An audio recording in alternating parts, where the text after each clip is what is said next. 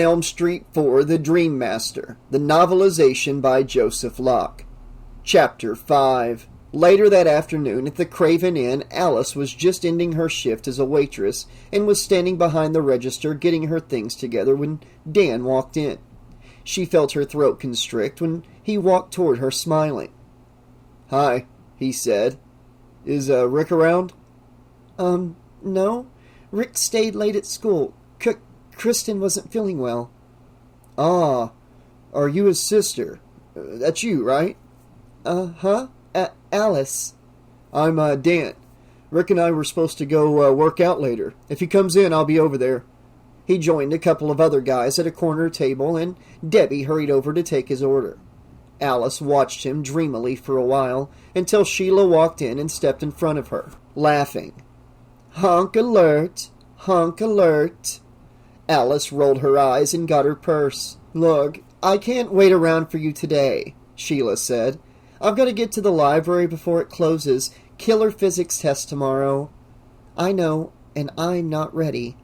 Debbie came to the counter, scribbling on her order pad. "He is so cute," she whispered.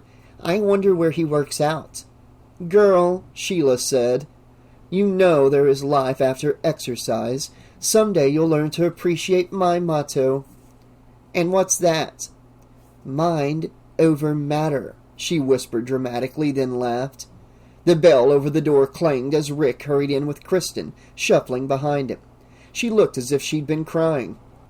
"Come on, Alice," Rick said urgently. "We've got to get out of here." "What's going on?" he whispered. "Kincaid and Joey died last night." "What? How?" Gooseflesh shriveled the back of Alice's neck when she remembered how concerned Kristen had been about them. Did she know something? Alice turned to Kristen and took her arm as Rick hurried over to Dan's table. "What happened?" "Look," Kristen whispered. "You're going to hear all kinds of stories, but I know what really happened." She began to cry softly. How could I have let him get them after all we've been through? We were a team. We were in it together. I'm gonna get that son of a bitch." "Who?" Kristen shook her head evasively and called. "Come on, Rick, let's go." Alice got her purse, tossing a wave to Debbie and Sheila, who looked puzzled. "I'll fill you in later," Alice assured them, and followed Rick and Kristen out, surprised to see Dan coming after her. "Mind if I come?" he asked, looking a bit confused. Alice shrugged bashfully, and they got into Rick's car. Dan sat in the back seat with her as Rick pulled away from the diner, and then Alice asked, "Will somebody please tell me what's going on?" Kristen took a deep breath, as if composing herself, and asked, "Have you ever heard of Fred Krueger? Freddy Krueger?" "What, that creaky old town legend?" Dan laughed. "It's not a legend. It's a true story. He was a child molester, a child killer. He lived on Elm Street, killed a lot of kids in an old abandoned boiler room. He used to torture them, then he'd cut them up with a glove he made out of metal with long blades on the fingers. After he was finally caught, he was acquitted on a technicality. The parents on Elm Street weren't too happy about that. They didn't like the idea of a child killer living on the block, you know? So they all agreed to take care of him themselves. One night, they burned him alive, but he wasn't gone." She wiped a few stray tears and sniffled before continuing. "Freddy came back in the nightmares of his killer's children, the Elm Street children that he'd missed. And then, when he killed them in their dreams, they died in their sleep." Dan cleared his throat and said hesitantly, "Well, look, you know, everybody has nightmares, but She looked at him over her shoulder. "You don't know what nightmares are. In these dreams, you play by Freddy's rules. Wake up or die. Freddy doesn't like to let anyone get away. We did once, Kincaid and Joey and I. That's why Freddy's back. And that," she pointed out the window as Rick slowed to a stop in front of a large, run-down house with peeling paint and boarded windows. "That is his house."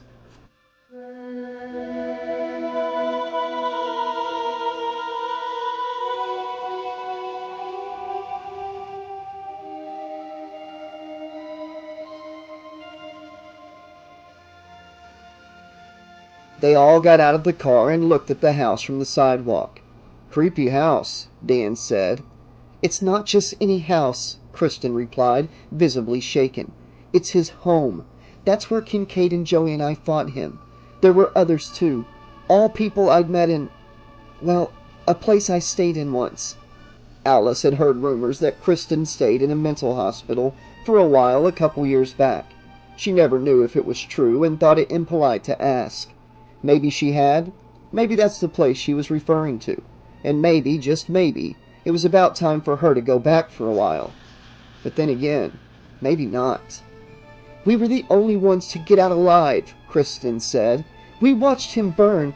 We thought he was gone, but Freddy never seems to go away, not for good, and now he's back. He got them, and I'm next. He's coming for me, next." Rick put his arm around her and gave her a squeeze. "Come on, babe. Let go of it. You're safe." He kissed her cheek and said, "Dan and I are going to go look around a little." They went up the walk and wandered around the house. "Now I lay me down to sleep," Alice whispered. "What?" "The Dream Master. I think I remember the rhyme. Now I lay me down to sleep, the Master of Dreams my soul to keep.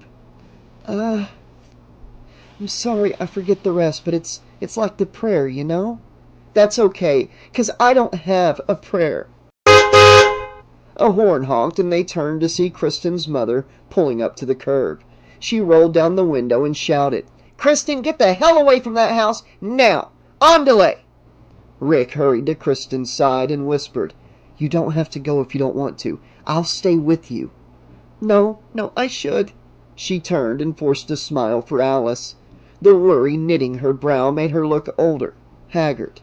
Alice felt a pang of pity for her friend and leaned forward to whisper in her ear, "What you said about pulling people into your dreams. Well, if you ever need help, think of me. I'll come." There were tears in Kristen's eyes as she walked away. Rick watched her drive away and then said, "Well, what do you say we split?" They started for Rick's car when something on the ground caught Alice's eye. It was a colorful chalk drawing of the Kruger house, obviously drawn by a child. It looked faded, a little smeared, but the colors were still surprisingly bright. "Come on, Alice, let's go," Rick called. She walked a few steps and then stopped. She'd seen something in the window of the chalk house, a figure. She turned to look again, but the drawing was gone. The sidewalk was clean. Daydreaming again, she thought, as she got into the car.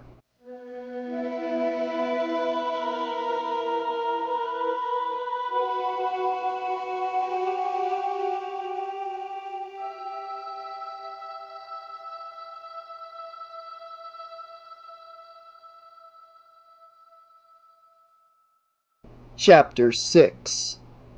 Kristen was not hungry, but to make dinner even more unbearable, her mother was staring at her from across the dining room table. She nibbled a bit of chicken, but mostly just prodded her food with her fork, barely able to keep her eyes open. She felt exhausted since she got home. "Is something the matter with the food?" Mother asked. Kristen said nothing for a moment, then made no attempt to hide her mood. "Well, I'll tell you, Mom. When two of your friends die the same day, you let me know what it does to your appetite." She relaxed a little and sighed. Kristen sipped her lemonade. It tasted a little bitter, but it was cold and felt good going down. "You're just tired, Kristen. Don't think I haven't noticed that you're not sleeping. That's got to stop, you know." She couldn't take any more. "Well, I'm sorry if I'm not very good company," Kristen said, standing. But the room tilted. It swayed, and she fell back into her chair, holding her head. Her eyes felt heavy, swollen, and her tongue seemed thick. She wanted to sleep, but couldn't. She wouldn't. She straightened up in her chair, lifted her glass of lemonade to take another drink, and it hit her. The lemonade's bitterness, her sudden drowsiness. "Oh, God," she said. "What did you do?" She turned to her mother, who averted her eyes and shouted again. What did you do?" "It'll ease your anxiety." What? "You need to sleep, Kristen." She dropped the glass. It shattered and lemonade splashed everywhere as Kristen reached for her mother's purse on the corner of the table. Her mother grabbed for it, but Kristen was faster. She turned it over and spilled its contents in a heap. A bottle of sleeping pills popped open, and they skittered over the tabletop. Oh my God! Kristen screamed, stumbling away from the table. I'm sorry, honey, but... Sorry? Kristen faced her, leaning weakly against the wall. Sorry that you and your tennis pals torched this pervert so he could chase me in my dreams? In case you haven't noticed, Mother, it's his fucking banquet, and I'm the last course. Kristen, she snapped, pounding the table. We went over this in therapy. You dealt with all of this in the hospital. It's over. Mother, you've just murdered me. Take that to your fucking therapy. Ignoring her mother's shouts, Kristen staggered up the stairs, mumbling, hissing to herself. No, it can't end like this. I won't let it. No. In her room, she locked the door and leaned against it, remembering what Alice had said. Think of me. I'll come. Think of me. I'll come. Kristen stumbled toward the telephone on the nightstand, but fell with her arms outstretched, just a few feet short. The pills were pulling her under like a deadly riptide, sucking her away from a safe white beach, dragging her into an ocean of unconsciousness. Mustering all of her strength, she called, Alice! Alice! But the name was only a breath. She rolled on her back, murmuring, Alice, Alice. Gotta dream. Fun. Dream someplace fun. Someplace fun. Her leaden eyes finally closed and she slipped into a heavy blackness that was interrupted only by the sound of water lapping against a shore.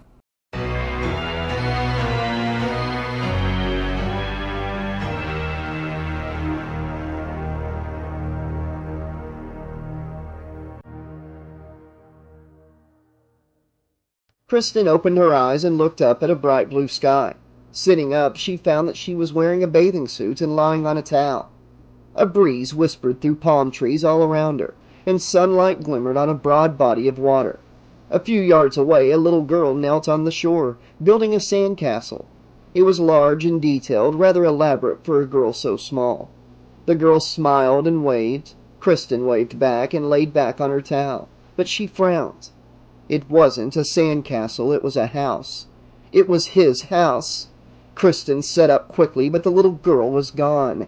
She looked all around, but she was alone on the beach. Only the house, Kristen corrected herself, remained on the shore, except something in the water caught Kristen's attention. A flash of light, a ripple of movement. She sat up straighter and squinted, following the small moving object. It almost looked like a shark's fin. Leaning forward, Kristen saw it glint again, like metal, as it cut through the water, zigzagging a few times, and then it took a sharp turn and increased its speed, heading straight for the beach. As it drew near, it became more detailed, and Kristen could see that it was made of metal, and it was not a shark's fin. Seconds before it reached the beach, Kristen realized with the bone-deep chill that the object was 4 razor-sharp blades in ascending height, slicing through the water toward her, closer, closer, until they hit the shore and kicked up a burst of sand as they cut through the ground with ease, heading straight for the sandcastle, straight for Kristen, until it hit the sand house, and an explosion sent a cloud of sand into the air and sent Kristen scrambling backward, trying to get to her feet. But she froze when she saw a figure in the slowly clearing mist of scattered sand. Freddy. She was paralyzed with fear as he walked toward her, his grin filled with promises of pain and torture. When she was finally able to stand, the sand beneath her weakened suddenly, and her bare feet sank into the ground. She was buried to her knees by the time she looked down at the undulating ground beneath her. She was not simply sinking. The sand was sucking her down, and Freddy was coming closer. No! Kristen shouted, struggling uselessly as she was sucked deeper. As the sand rose to her waist, her breasts, Freddy stood beside her, blanketing her with his shadow and grinned. He lifted his foot, held it above her, and then lowered it slowly until it was touching the top of her head. He pushed, and Kristen fell through the sand into nothingness, bracing herself for a fall. When nothing happened, she opened her eyes, found herself on her hands and knees in a dimly lighted room, an upside-down room. No, she thought, feeling dizzy, the room isn't upside down. I'm on the ceiling. She defied gravity, clinging to the ceiling of Freddy's living room like a fly. Quickly gaining her bearings, Kristen crawled on all fours, slowly and carefully across the ceiling to the wall. Expecting to fall, she continued down the wall, cutting diagonally towards a door. She reached down, turned the knob, and threw herself through the doorway, and landed in the boiler room.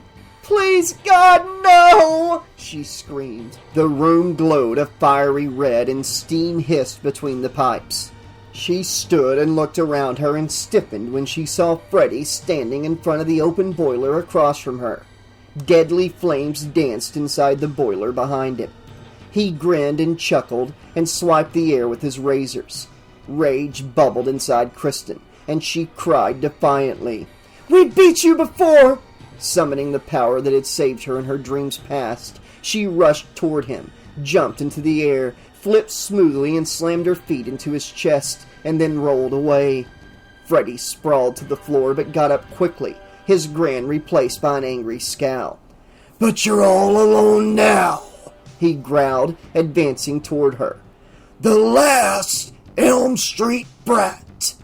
Why don't you call in one of your friends?" "Never!" she shouted, determined not to be responsible for any more death.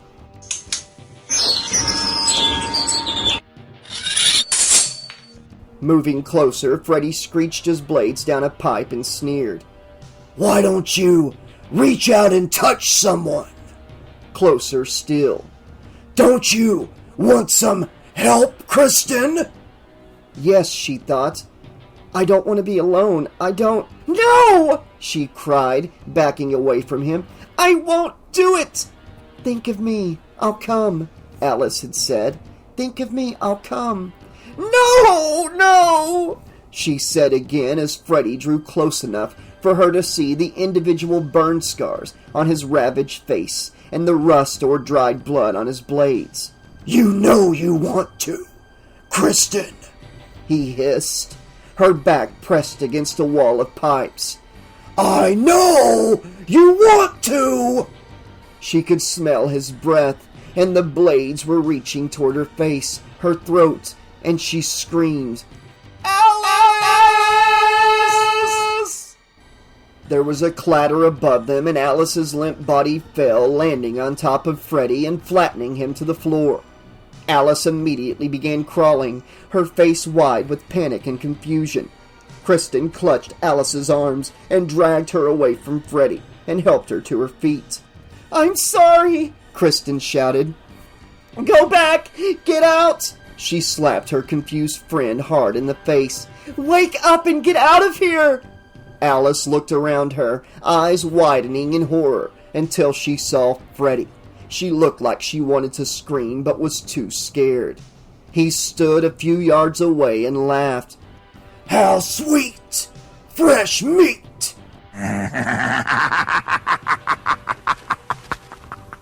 He rushed forward, reaching for Alice, but Kristen stepped between them, shouting, Leave her alone! And Freddy closed his fist around Kristen's shirt, lifted her from the floor, and threw her into the air. She tossed head over heels, arms and legs flailing, and before she could scream, Kristen landed in the flaming boiler. Her skin began to hiss immediately, glistening in the intense heat, then turning a charcoal black as it bubbled. Her hair crackled as it burned, and her face felt as if it were melting from her skull as she looked out of the flames and screamed helplessly at Freddy as he ripped open his shirt to reveal his mangled flesh beneath, and the tortured faces of his young victims, their mouths yawning in silent screams, eyes bulging in pain, and Freddy shouted into the fire, "Now, you're one of my children!" He spun around and faced Alice, who released a shrill scream when she saw the writhing faces beneath his shirt. He moved toward her, and Kristen clung to her last remaining thoughts as her body disintegrated rapidly.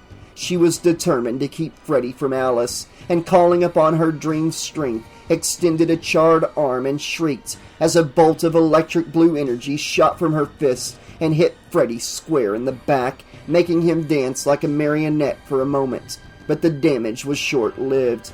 Freddy arched his back and seemed to swell, to pulsate as if feeding on the energy. Then, releasing an echoing laugh, he advanced on Alice, who backed away in paralyzed terror.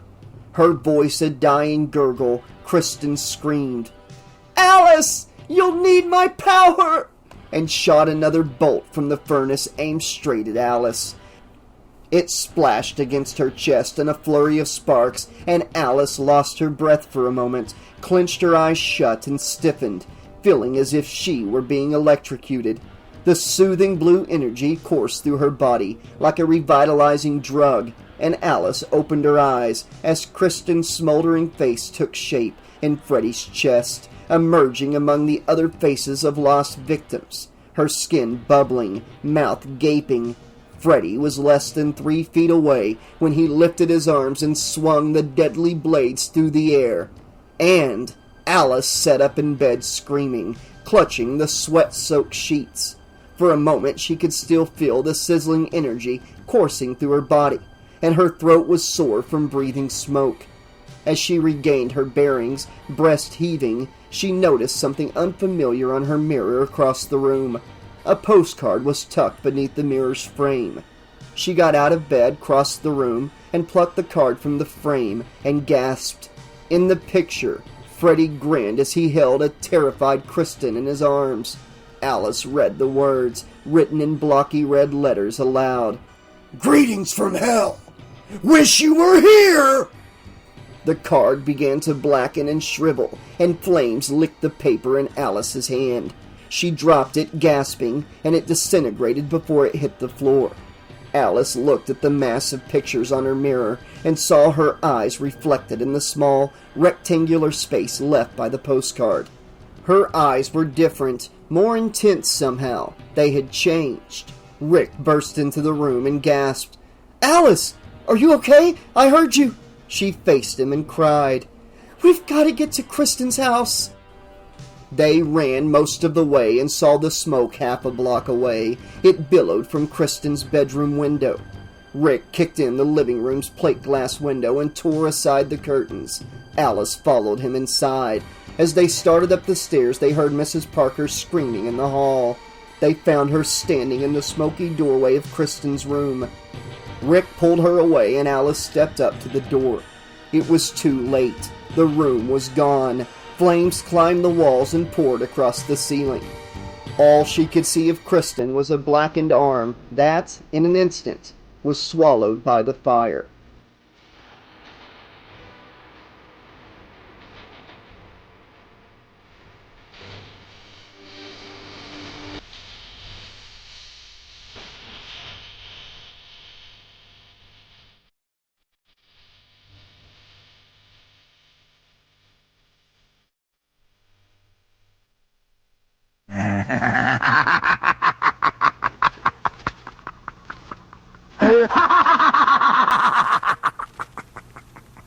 Alright, Slashaholics, this has been chapters 5 and 6 of A Nightmare on Elm Street 4, The Dream Master.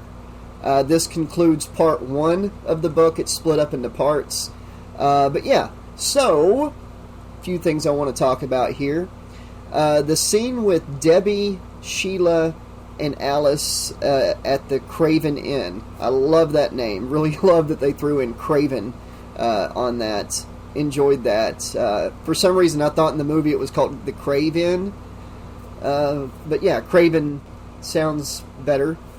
So yeah, what did you guys think of tonight's chapter? Because I really enjoyed I know this is just a paint by numbers for the most part of the movie, but I do enjoy Kristen's final dream with Freddy. I enjoyed them going to look at the house. She just barely gets to give them some intel on Freddy. Her bitch of a mom shows up, honks her horn, hope that didn't startle anybody, takes her home, and drugs her to death, pretty much. That scene between her and her mom at the table, when she realizes that her mom has just killed her, and tells her mom that, so powerful. Very powerful scene there, and just as powerful in the book, if I do say so myself. And the mom, just such a lack of regard for what her daughter's going through, losing 2 friends in one day. What kind of mom is that? Jesus Christ. Then again, she's the kind of mom that takes the law into her own hands and kills well, I probably would have been in that mob too that burnt Freddy. But I think after that many kids had died in strange ways, I would start believing my kid that Freddy was coming in the dreams. But yeah, so for her to poison her daughter with those sleeping pills, to put her to sleep and put her in a vulnerable situation, is just so fucked up. And such a powerful scene to know that Kristen just knows this is probably her last time with her mom, and she is just letting her mom have it and really laying it on. You're the one that killed me. This blood is on your hands. When I die, you're my murderer. You're my executioner. And that mom has totally got that coming. Kind of reminds me of the dad in Freddy vs. Jason when he tries that too. Yeah, we get into the dream, and I love how Freddy does the whole Jaws thing. It didn't really explain him putting the sunglasses on in the book, but that's okay. He didn't get no one-liner whenever he's pushing her head into the quicksand, and that's okay, because I do love how we get to see Freddy manipulate the dream more, like the subconscious mind of the person who's dreaming, because he sits there, and it's like he's using, what's the word for it? Subliminal messaging. He's like, didn't you want some help? Wasn't there someone that you could reach out to? Like, he could see the whole thing in her mind when Alice had offered, and he was sitting there goading her and planting those seeds to where her mind went there and pretty much forced her to scream out Alice. She didn't want to, and she fought it like hell, but it was cool to see Freddy use a more practical power, not bells and ribbons and fancy special effects and all that kind of power, but the power of the mind, and like he's got his claw in her brain, moving stuff around and finding what he needs and picking it out and using that against her, using her own brain, her own subconscious against her. That is dark, in my opinion, and that is one of the coolest things I've seen Freddy do in these books. Let me know if you agree with that, or am I reading too much into it, because that's the way I saw it. But I'll be back very soon with more of the Dream Master. Until then, this has been your friendly neighborhood 80s slasher librarian saying, thanks for listening. Be excellent to each other. By the way, Bill and Ted 3 comes out tomorrow. Check that out. I can't wait to see it. It's going to be a little sad without George Carlin. I'm hoping they throw some kind of, dedication or something out there for him. But anyways, guys, pleasant dreams! See you next time. Tonight's upload is brought to you by our patrons on the Patreon page. That's Tony DeVore, Tyrone Kennard, Nick Velcarve, Jeffrey Quick, Daniel Mackey, David Arnold, Alex Vanover, Krista Campbell, Rob Davey, Jay Gardner, Willow Ravenwood, Lauren Vaught, Kristen Kay, Michael, William Schaefer, Liam Anderson, Bree, Bonanza Jellybean, Ryan Woodward, Allison Seib, Iron Alexa, Hawaii, Cecilia Spears, Sean Campbell, Catherine McClear, Seminole, and Carl Eakins. Thank you all so much for supporting the channel on Patreon. I couldn't do this without you. The channel would not exist without you. So a million times thank you.